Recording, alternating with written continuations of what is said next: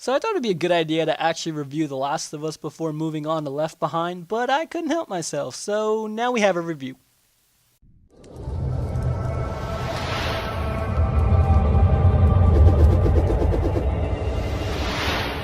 Left Behind is a single-player DLC add-on pack for Naughty Dog's original game The Last of Us, which is a survival action game, which I think they kind of changed up in this game a little bit, this DLC. They actually made it a survival horror game, and I think that was an interesting approach.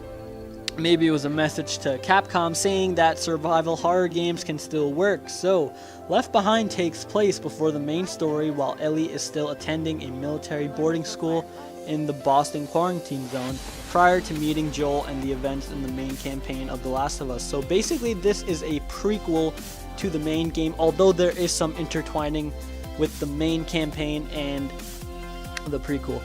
So joining Ellie in this new adventure is Riley, her best friend, and just as The Last of Us focus on the bond between Ellie and Joel, Left Behind does a great job in character building and exploring the bond between Ellie and Riley.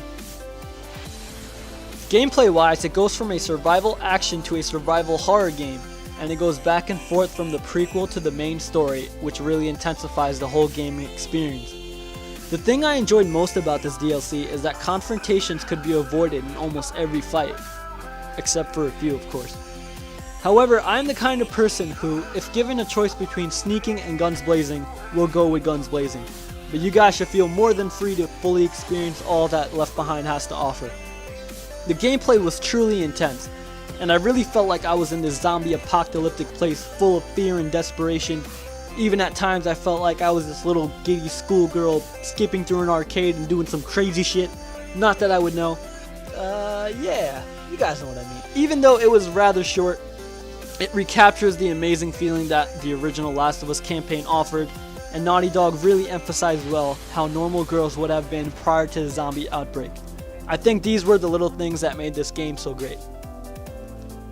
In terms of playability, The Last of Us Left Behind appeals to a majority of audiences, allowing for an amazing gaming experience.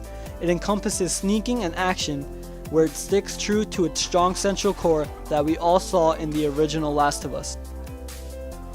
The graphics are obviously amazing for a PlayStation game, and I would love to see something on the PlayStation 4 or even the Xbox One. I really don't care. I would love to see Naughty Dog do something with this game. And not only that, even the sound, the voice acting was on point. Riley complimented Ellie so well. I felt like she was part of the original campaign and she just came back from somewhere. Never felt like she was really an outsider or somebody new being introduced, because she fit in so perfectly. So my favorite part had to be when Riley just freaks out with Ellie when they're trying to get to the mall and they spot trucks and stuff in the quarantine zone that are almost about to catch them, but fortunately for them they don't spot them. And the reason I like this part so much is because I love dark, warlike scenery. I'm a very vicious, malicious motherfucker, so I really like that part. So the story fits in perfectly with the original game, where it fills in the gaps that were left behind. The graphics and the sound were excellent as always, and the voice acting really made me feel as if I was taking this journey with Ellie. The gameplay gave off a feeling of desperation and fear, but also showed how people might have lived prior to the zombie outbreak.